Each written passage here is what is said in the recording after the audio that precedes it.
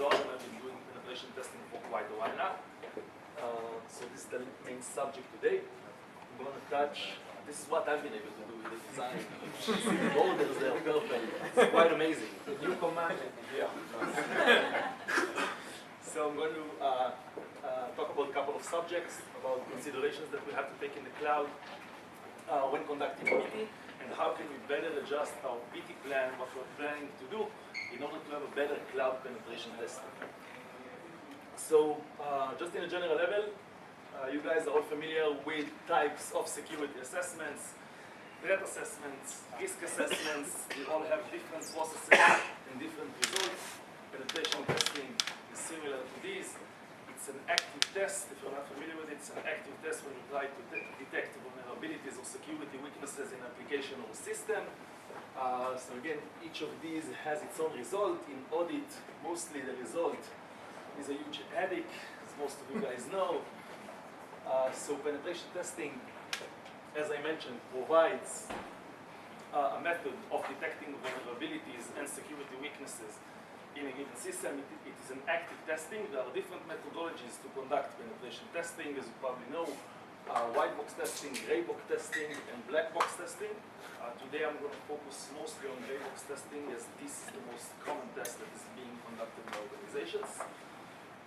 The result of penetration testing is usually a report which enumerates the vulnerabilities that are detected, contains executive summary, and additionally it contains enumeration of the vulnerabilities and the technical information that is needed for R&D teams to take it on internally, to re-show the vulnerabilities and to fix them appropriately. Graybox penetration testing specifically is a method where the penetration testing team is receiving a certain level of information about the application. This level can range. It can be architectural documents. It can be conversations with the actual CISO, IT manager, or development teams about the features that exist in the application. When we are conducting a Graybox penetration testing, usually we receive credentials to different roles because we're trying to test different levels of the application and different permissions level of the applications. And additionally, one of the things that we're doing in Graybox penetration testing, Shachar is familiar with that as well, that when we find a critical vulnerability, we will communicate it to the CISO, to the IT director, as quick as possible. So, sorry for being fast, I know that we're short of time, Moshe. So, make it the right place. Considerations for cloud PD. So we'll talk about a couple of things. The first thing I want to touch is really the SLA and the PD policy. When you're about to conduct a penetration test on an application that is based on a cloud infrastructure, it is highly important to check the SLA and the PD policy of the specific cloud security provider. There are certain caveats in these policies. There are services that are allowed to be tested, and there are services that are not allowed to be tested. There are certain methods that are allowed to be taken, and technical methods that are allowed to be taken, and other methods that are not. Additionally, in this phase, I highly suggest to take a look on any contractual issues that you might have with the cloud provider itself. If there's any caveats that you guys need to take a look before conducting an active test on the system. I'm going to have a short summary of the policies. So on AWS, they are mentioning the sole responsibility of the customer itself to go through the PT policy and the SLA and to understand it completely. These are the components that are allowed to be tested. There are many other components in AWS and many other services, but they are not allowed to be touched. So if your application is structured from other components beyond what is written here, which is EC2, ELB, RDS, CloudFront, Aurora, API gateways, Lambda, Lightsail, and Beanstalk, other components are just not allowed to be touched. If they will be touched, so what will happen is that Amazon will send you guys an abuse report and will inform you that you are currently diverting from the PT policy, and eventually you will have to give some nice answers to Amazon. S3 is not included? You cannot test S3? S3 is some type of misconfigurations, but active testing on S3 as a service is not allowed, and it's not explicitly mentioned on the policy. Where is this policy published? It resides on AWS website, and you can read it. It's fully there. Actually, AWS is a pretty good description. We talk on GCP, which is pretty much vague comparing to that. Another important note that is any other simulation or active testing which is not Graybox testing, it can be a disaster recovery simulation or red teaming or purple teaming, war games and such, should be notified to Amazon. You guys should send out an email. There is an email address right there. And you should inform Amazon and request it to be done.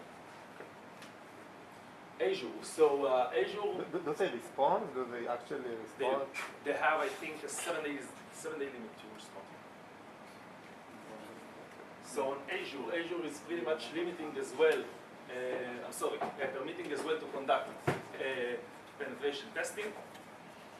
In most cases, they even allow the attempts of scanning and fuzzing, which is definitely not straightforward in terms of rate attacks or denial of service that can happen because of fuzzing, but they are allowing it.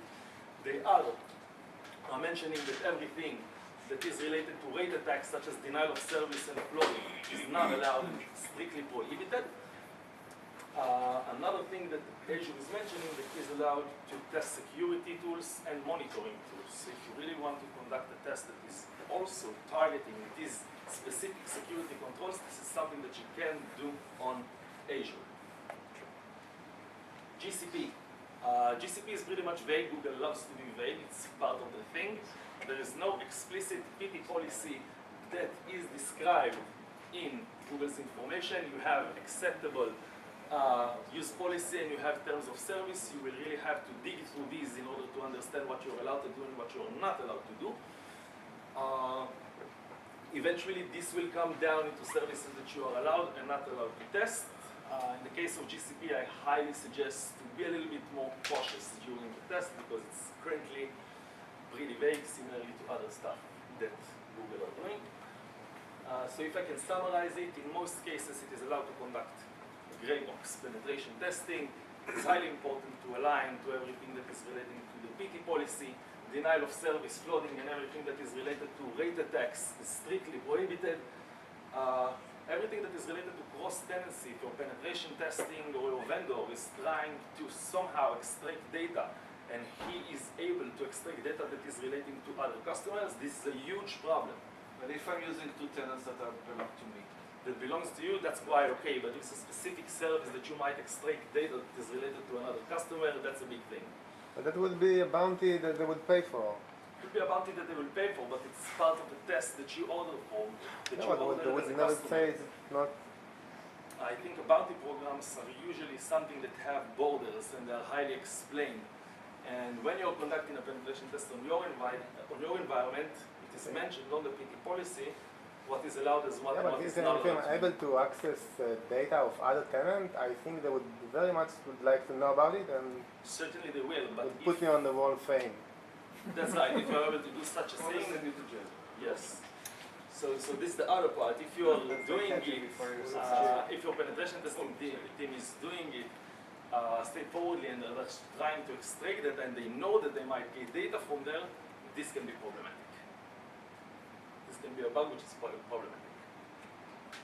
Deployment model, I'm going to speak specifically about public clouds. When we're getting to other models such as hybrid cloud and there is connectivity between different data centers, there are other considerations, so today I'm going to focus on public cloud. Shared responsibility, as Oren mentioned before, this is something that is definitely relevant for everything that is related to penetration testing. When you are utilizing an infrastructure as a service, so there are more components that you actually own. This is going from the operating system and the application. As soon as you go back to the software as a service side, so the only thing that you are left with is data and user and identity. There is not a lot to test. When you're responsible for these components, it's definitely worthwhile to give the focus for your penetration testing team to also take into consideration that, for example, the operating system is part of the scope. What does it mean? That if some injection is found, and with this injection, the penetration tester is able to inject commands through the operating system, you have to consider that if you're utilizing infrastructure as a service, this is part of the scope. So areas of focus in different service models. if you are utilizing, again, infrastructure as a service, everything that relates to OS vulnerabilities and misconfigurations is highly relevant. Shadow IT, as Zoran mentioned, something that is highly potent in the term of infrastructure security. In many cases, this shadow IT and these servers that you are not familiar with are probably in testing environments or in staging environments, and these actually might have these OS vulnerabilities or misconfigurations. Another thing to take a look in infrastructure as a service is everything that is related to access lists, security groups, sometimes ports are left open or different routes are left open. Platform as a service, definitely worthwhile looking at application engines and frameworks that might not be updated and might contain vulnerabilities that are related to code processing. Privileged accounts. Your servers are connected, but your engines are connected to servers that are running in certain privileges. If an attacker is able to exploit a vulnerability that enables him to run a certain code on the application engine, if this code runs with high privilege, might make the vulnerability much more severe. When we are talking about SaaS, again, there is not allowed to test, but it's worthwhile focus on everything that is related to identity access management issues and the data specifically. A couple of words on compliance. Before you are conducting a penetration test, it is highly important to go through your regulatory requirements, standards, and policies if you want to align to the CSA, for example. So it's worthwhile thinking for yourself if there's anything that you can do in order to make the upcoming PT support this cause. Okay? Cloud security provider controls. So another thing that you can find on the security provider, on the cloud provider's website is what controls have been implemented on the components that they are in charge of, as I showed in the shared responsibility model. So this might give you the indication of what actually exists in the infrastructure and will help the penetration tester better understand on what controls are in his way while he's testing this specific application. Additionally, you can go through the compliancy programs of each of the cloud security providers in order to understand what tests have they conducted before.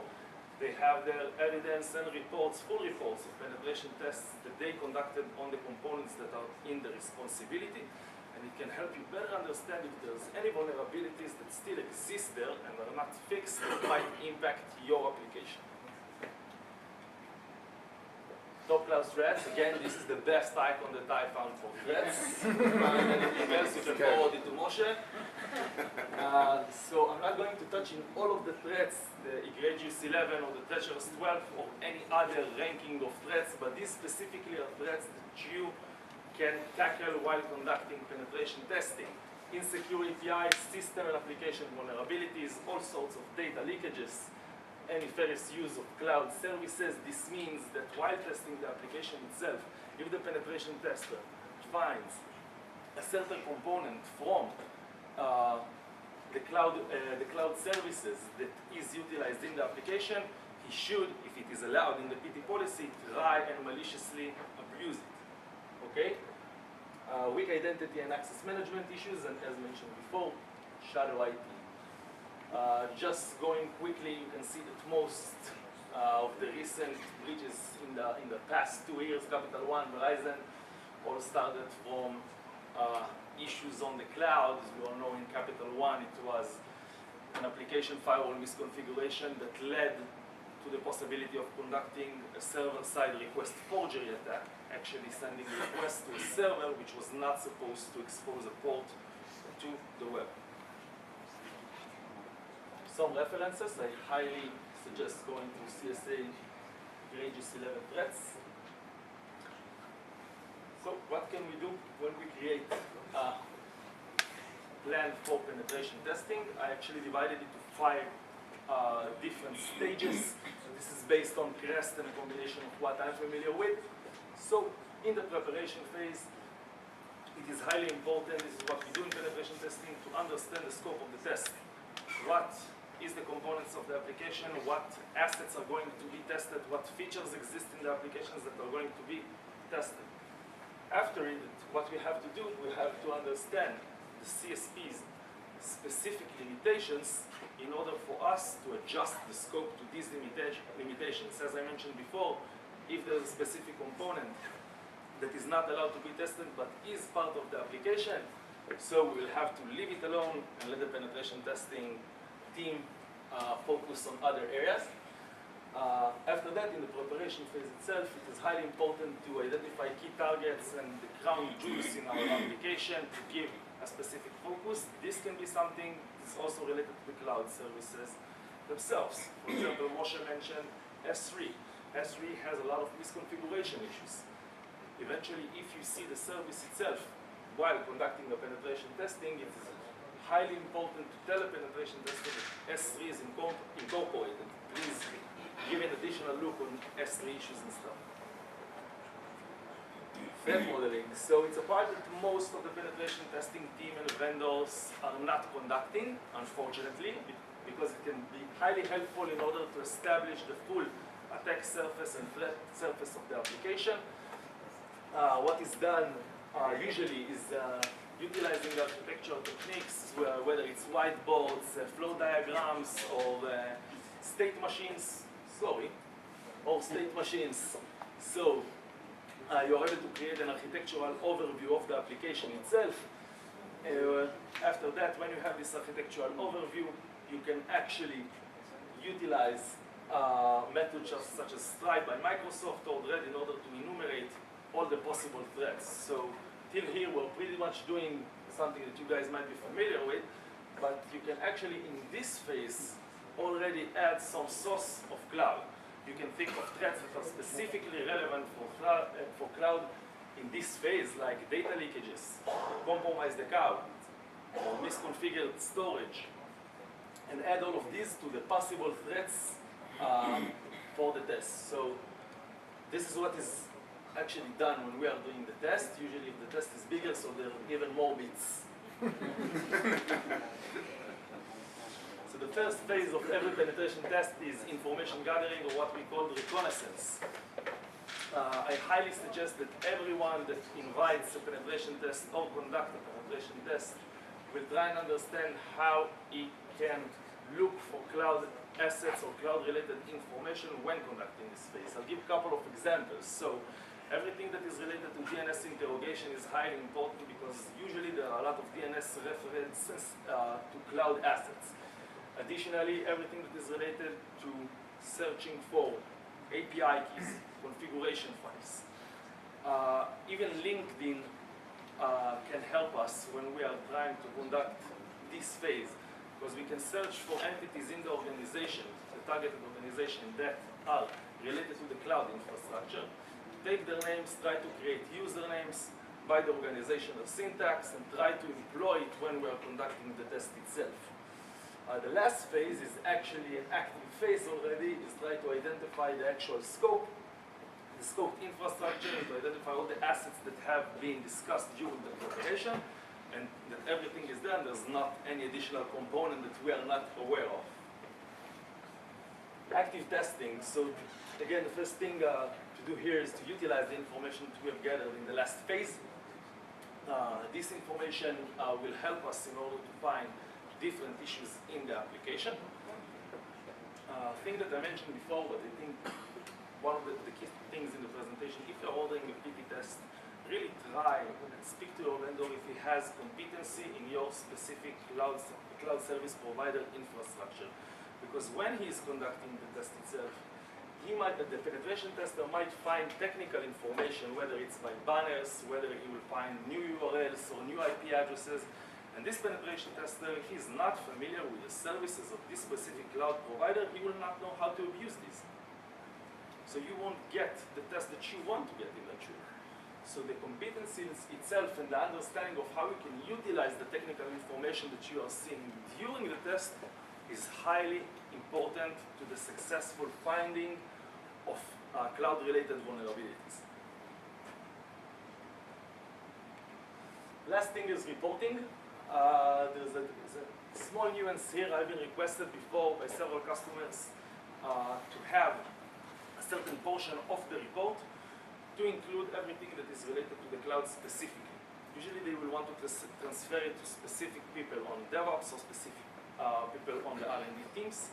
So they will want all the evidence that I've been able to gather, whether it's vulnerabilities or everything that is related to open source intelligence in one certain area in the report. So these are a couple of stuff that you can actually do in order to create a better PD plan.